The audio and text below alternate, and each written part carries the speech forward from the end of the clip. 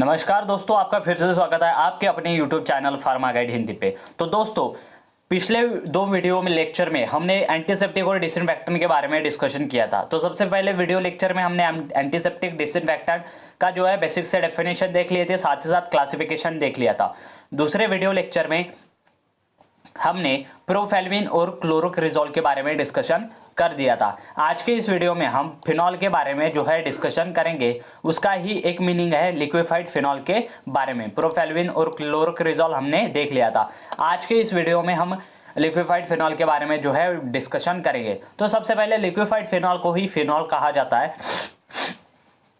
यह मैं आपको बता दूं।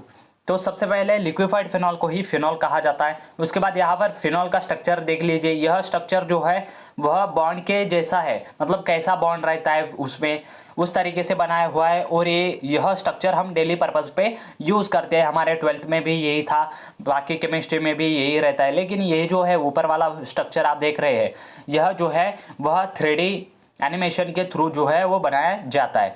तो यहाँ पर देख लीजिए, अगर बेंजीन रिंग पे एक हाइड्रोक्सिल ग्रुप अटैच किया जाता है तब जाके वह जो है फिनॉल बनता है। मतलब यहाँ पर क्या होगी, एक बेंजीन रिंग होगी, उसके बाद बेंजीन रिंग पे सपोज क्लोरीन ग्रुप अटैच होगा, तो क्लोरोबेंजीन का यहाँ पर रिएक्शन होगा किसी अल्कोहल के साथ। किसी जो है वह अल्कोहल इथेनॉल हो सकता है, मिथेनॉल हो सकता है।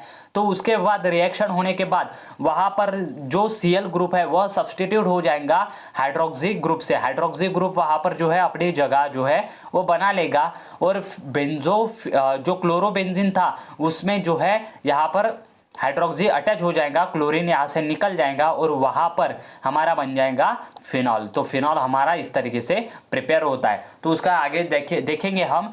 तो यहाँ पर देख लीजिए प्रॉपर्टी क्या है। तो फिनॉल कैसे रहता है, कलरलेस लिक्विड रहता है। फिनॉल किसी भी तरह के उसमें जो है कलर नहीं रहता। मतलब आप देखोगे, अगर किसी ने आपको झूठ में बोल दिया या फिर ऐसे बोल दिया कि हाँ मैंने फिनॉल देखा है ब्लू कलर में रहता है, हाँ मैंने फिनॉल देखा है पिंक कलर में रहता है, तो आपके पास नॉलेज है उतना कि आप उसे आंसर कर सकते हैं, अरे क्या पागल बना रहा है क्या, लिक्विफाइड फिनॉल या फिर फिनॉल जो है वो कलरलेस होता है, तूने पढ़ा नहीं शायद केमिस्ट्री।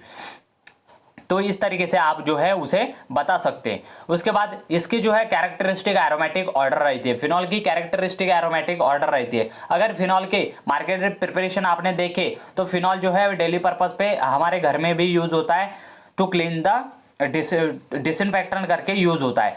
तो यह फिनॉल की आपने एरोमेटिक ऑर्डर तो आपने महसूस की होगी जब आपके घर पे जो है फिनॉल यूज किया जाता है। उसके बाद मिसिबल होता है ग्लिसरीन के साथ।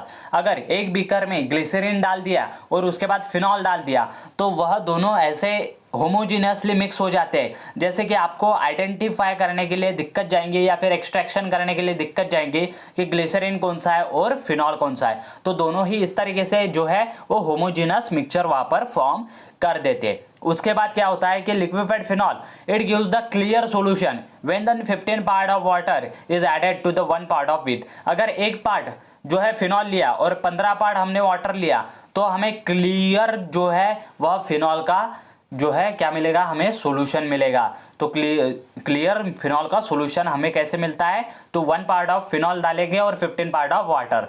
लेकिन यहाँ पर क्या बताया, कलरलेस रहता है। जो फिनॉल रहता है वो कलरलेस लिक्विड रहता है, लेकिन कलरलेस में भी ज़रा सा जो है वो कलर रहता है, ज़रा कलर रहता है, आपने देखा होगा कई बार। तो यहाँ पर अगली हम देख लेते हैं केमिकल प्रॉपर्टी। तो मैंने जैसे आपको बताया था उसी प्रकार से यहाँ पर देख लीजिए, अगर फिनॉल के साथ जो है वो ब्रोमीन ग्रुप मतलब हैलाइड ग्रुप अगर अटैच होता है तो यहाँ पर रिएक्शन देख लीजिए। When the phenol is treated with the bromine water it is converted to 2,4,6 tribromophenol. अगर जो है हमने फिनॉल के साथ जो है ब्रोमीन की रिएक्शन कर दी। ब्रोमीन वाटर इसलिए कहा गया है यहाँ पर ब्रोमीन वाटर का मतलब है यहाँ पर ब्रोमीन यहाँ पर प्रेजेंट है, लेकिन जो वाटर है वह यहाँ पर H2O करके प्रेजेंट रहता है। वह क्या करता है कि वह यह जो रिएक्शन है, सारी रिएक्शन ऑकर हो रही, इसकी स्पीड जो है वो बढ़ा देता है। मतलब कैटलिस्ट करके वहां पर एक्ट होता है हमारा वाटर, इसीलिए यहाँ पर ब्रोमीन वाटर कहा गया है।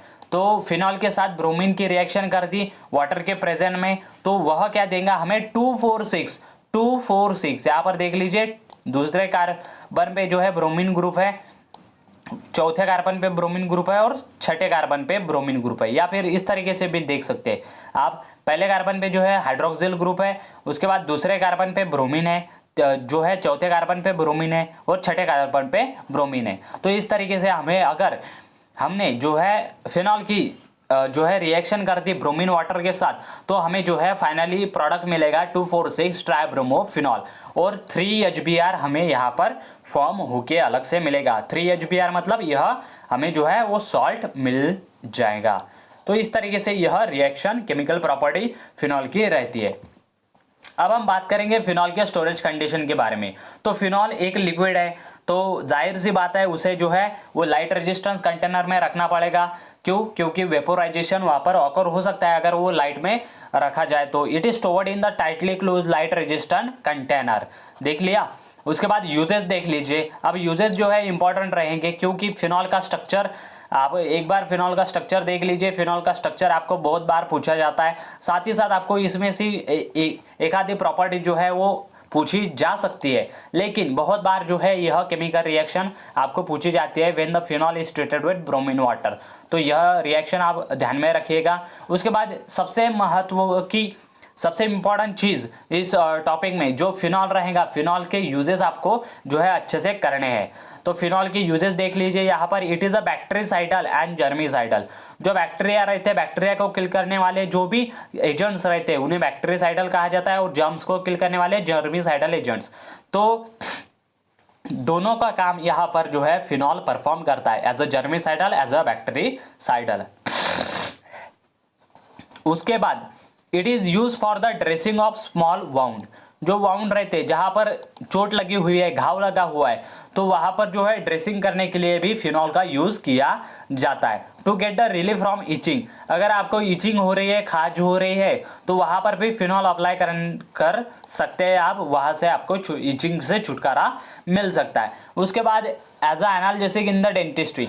जो दांतों के डॉक्टर रहते हैं वह फिनॉल का यूज करते हैं एज अ एनाल्जेसिक। एनाल्जेसिक मतलब जो पेन कम कर देता है दांतों में, जो है दांतों में पेन होता है, तो दांतों में पेन के लिए जो डेंटिस्ट लोग रहते हैं, जो डेंटिस्ट डॉक्टर रहते हैं, बीडीएस जो रहते हैं, वह क्या करते हैं, वह डेंटिस्ट्री में जो है फिनॉल का यूज करते हैं एज अ एनाल्जेसिक करके। उसके बाद as a analgesic and antiseptic in the mouth ulcer and टॉन्सिटिस।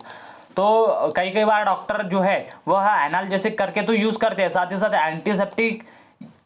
Antiseptic करके भी यूज करते हैं फिनॉल का in the mouth ulcer and tonsillitis और माउथ अल्सर में जब बैक्टीरियल ग्रोथ होती है, तो वहां पर एंटीसेप्टिक और एनाल्जेसिक करके जो है वह वर्क किया जाता है फिनॉल का, ताकि हमें जो है बैक्टीरिया से भी छुटकारा मिल सके, और साथ ही साथ हमारा जो दर्द है, जो माउथ अल्सर में दर्द है रहता है, टॉन्सिटिस में रहता है, तो उससे जो है छुटकारा पाने के लिए फिनॉल का यूज किया जाता है। तो इम्पॉर्टेंट, बहुत ही इम्पॉर्टेंट, ज़्यादा इंपॉर्टेंट टॉपिक है phenol in the antiseptic and disinfectant chapter में। तो बहुत ही अच्छे तरीके से कर लीजिए, फिनॉल की प्रॉपर्टीज देख लीजिए, स्ट्रक्चर देख लीजिए। वैसे तो मैं आपको पीडीएफ प्रोवाइड कर ही दूंगा, टेलीग्राम ग्रुप आप ज्वाइन कर लीजिए, link in the description box. तो आपको पीडीएफ भी वहाँ से मिल जाएगा, आप प्रिपेयर कर सकते हैं। उसके बाद यूजेस भी आपको अच्छे से करने हैं। अब बात करेंगे हम मार्केटेड प्रिपरेशन की। तो phenol is an disinfectant and effective against. तो यहाँ पर यूजेस ही इतने हैं इसके। यहाँ पर हमने देख लिए 5 यूजेस देख लिए इसके। अब हम देख लेते हैं इसके और ज़्यादा use. Phenol is a disinfectant and effective against gram positive and gram negative bacteria. तो gram positive and gram negative bacteria आप पिछले साल डी फार्मेसी फर्स्ट ईयर में HACP human hospital and clinical pharmacy में आप पढ़ चुके होंगे HACP में। तो फिनॉल जो है वो इफेक्टिव रहता है ग्राम पॉजिटिव और ग्राम नेगेटिव बैक्टीरिया के अगेंस्ट। उसके बाद यूज होता है इसका treatment of boils in ears. Ear के ट्रीटमेंट के लिए जो है, ईयर में जो बॉइल्स होते हैं, मतलब वहाँ पर जलन महसूस होती है, उसके ट्रीटमेंट के लिए जो है फिनॉल का यूज़ किया जाता है।